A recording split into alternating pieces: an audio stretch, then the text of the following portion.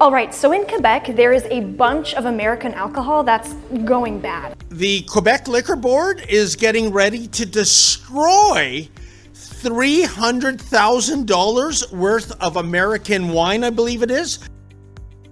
At the start of 2025, Donald Trump expanded his use of tariffs, presenting them as a sharp tool to win concessions abroad.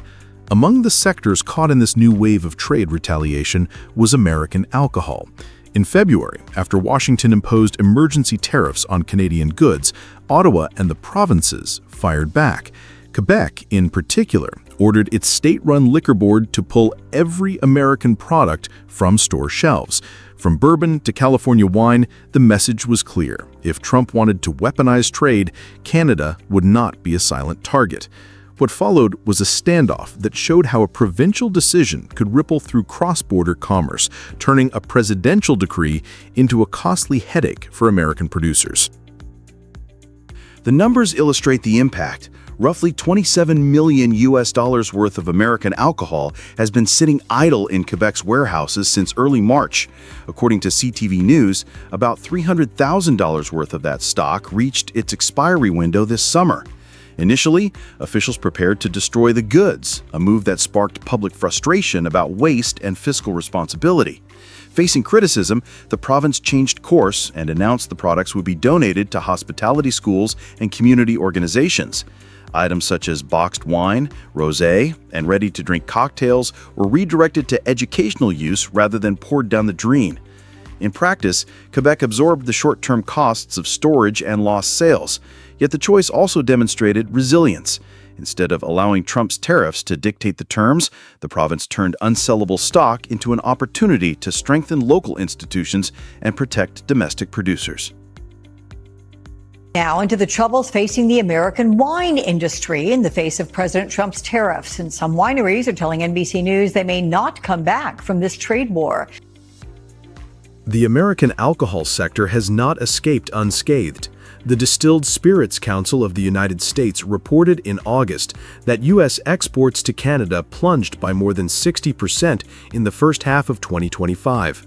Shipments fell from 114 million to just 43.4 million, with spirits down 62% and wine down 67%.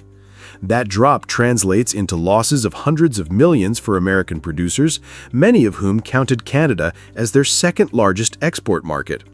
Smaller distillers have been particularly vulnerable. Without access to provincial liquor boards, their distribution channels have collapsed almost overnight, leaving warehouses full of unsold inventory. Trade groups warn that job losses in bottling, distribution, and hospitality could accelerate if the standoff drags on into next year. Meanwhile, Canadian labels filled the gap. The Quebec government confirmed that local wine and spirit sales jumped between 30% and 60% since March, a surge that has created new opportunities for regional vineyards and craft distilleries. Retailers report that consumers have adapted quickly, often choosing Canadian substitutes without hesitation. What looked at first like a defensive measure has in fact reinforced Canada's domestic industry. Rather than fold under pressure, Canada redirected consumer demand, shielding its market while American exporters carried the heaviest burden of the tariff war. The broader lesson is that tariffs are not a one-sided weapon. Trump sought to squeeze Canada by raising duties, but the countermeasures show a different story. Ottawa and the provinces demonstrated that they could bear the immediate strain in order to protect long-term independence. Quebec's decision to pull American alcohol, despite the costs, underlined that Canada would not allow foreign tariffs to define its domestic shelves. From Ottawa's trade reset to Quebec's stand, the message to Washington is consistent. Canada is prepared to absorb losses today if it means defending its sovereignty tomorrow.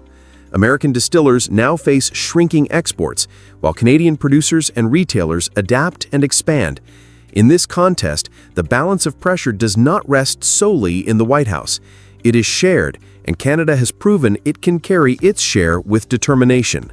Trump may have fired the opening shot with tariffs, but Canada's response has turned the dispute into a test of endurance, one that shows the country is neither passive nor powerless. The Trump administration expanding tariffs on steel and aluminum imports on Monday. The move adds a 50% tariff rate on more than 400 goods with steel and aluminum components. It's going to mean higher canned food prices across the board for American consumers. In mid-August, the White House dropped another surprise. Tariffs on steel and aluminum did not just double from 25 to 50% earlier this summer. They now cover more than 400 additional goods that contain these metals. Importers had no grace period. Products already on ships heading toward U.S. ports were instantly more expensive the moment the policy took effect. The list is long and familiar: wires and cables, car parts, home appliances, electronics, even soda cans, items that millions of Americans use every single day. For consumers, it means higher bills. For companies, it means uncertainty, because no one knows which category of goods might be targeted next. This sudden expansion shows how fast trade policy under President Trump can reshape the ground under households and industries alike. The impact is already visible in the numbers. According to the Producer Price Index released in late July, the price of domestic steel mill products was nearly 9% higher than a year earlier. Aluminum was up more than 13%. These are not abstract figures. They are costs that flow straight into the price tags of cars, refrigerators, and packaged food on grocery store shelves. Factories across the Midwest are feeling the strain. Primary aluminum is something that's always going to be imported into the United States, no matter what kind of tariffs you put on whatever it is. Manufacturers that rely on imported aluminum face higher costs, and they point out that certain types are not produced in the United States, so the tariffs add expense without offering a local alternative. Smaller firms cannot absorb the increases the way global corporations can. As they scale back, entire communities lose the stable jobs that have sustained American families for decades. Instead of sparking a manufacturing boom, the tariffs are placing new pressure on the very towns they were meant to protect. Across the border, Canada has been moving in the opposite direction. We must reinforce our strength at home. Canada will be introducing a series of countermeasures to protect Canadian steel and aluminum workers and producers. Ottawa responded quickly when Washington first raised tariffs earlier this year. By March, Canada had imposed its own 25% counter tariffs on about 30 billion Canadian dollars worth of U.S. goods, covering steel, aluminum, and a wide range of consumer products. But Canada did not stop there.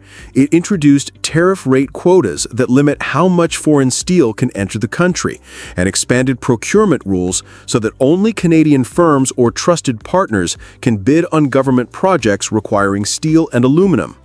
The government also prepared financial support for major aluminum producers if U.S. tariffs remain in place, ensuring that companies like Rio Tinto can maintain operations and jobs. This approach has a clear goal. While tariffs raise costs, Canada is using the moment to strengthen its domestic industry, protect workers, and stabilize supply chains. Ottawa is signaling that it will not simply accept American pressure.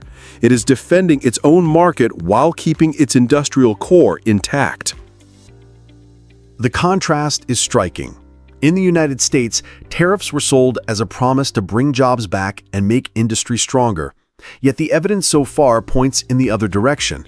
Higher steel and aluminum costs are feeding into inflation, squeezing companies and forcing layoffs at manufacturing firms that rely on imported metals. For American households, everyday purchases from canned food to family cars are becoming more expensive. Canada, meanwhile, has acted quickly and decisively to protect its own producers. Rather than being cornered, it has turned the trade shock into an opportunity to reinforce its industry. The result is a tale of two strategies.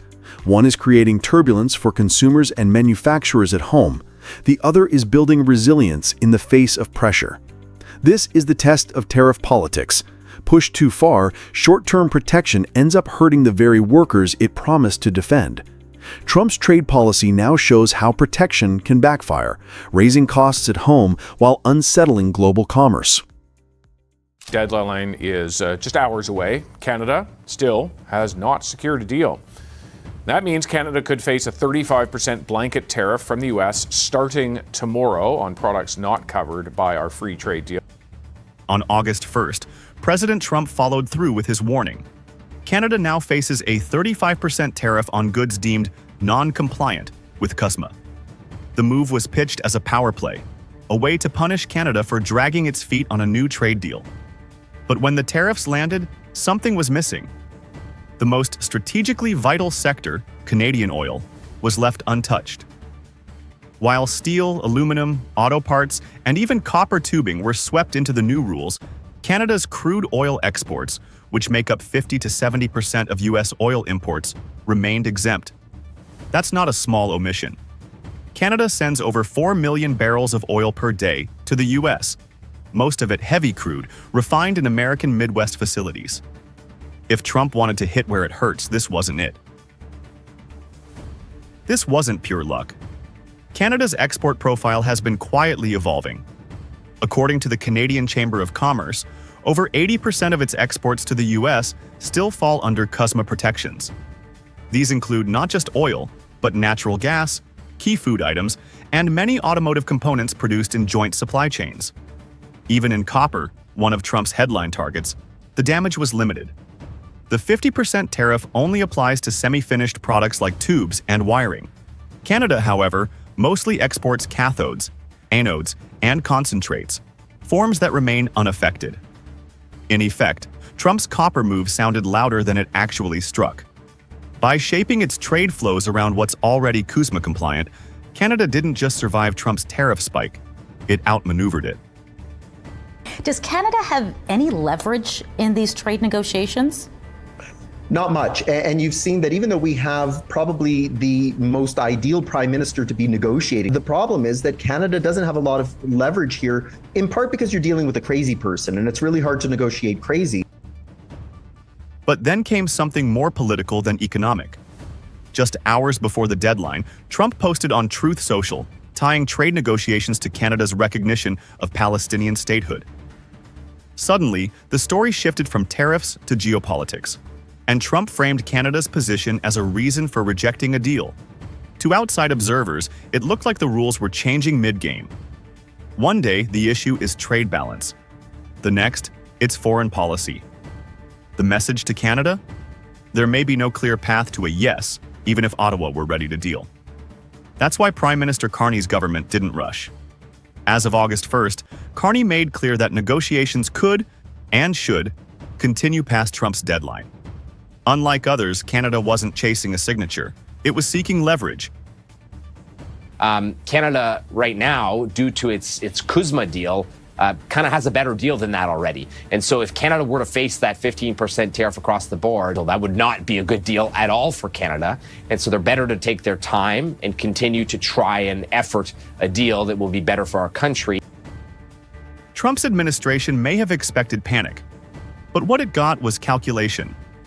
Experts like those from the Bank of Canada and CTV's Ottawa Bureau noted that compared to deals signed with South Korea or the EU, both of which now face 15% blanket tariffs, Canada actually retains a stronger position under existing CUSMA terms. If Canada had rushed into a copy-paste version of the South Korea deal, it would have risked long-term losses. Instead, Carney is gambling on time. And time, in this case, buys options, not only to negotiate better terms, but to maintain strategic sectors like energy and defense. Trump wants to look tough. The 35% number is big, bold, and headline-friendly. But beneath the surface, the structure of North American trade hasn't shifted overnight. Canada's most essential exports are still flowing. Trump hasn't shut the pipeline. He hasn't touched uranium. He hasn't even disrupted cross-border electricity grids. Canada still has cards. The question isn't whether it can endure the pressure, it's whether Trump has played his strongest hand too early.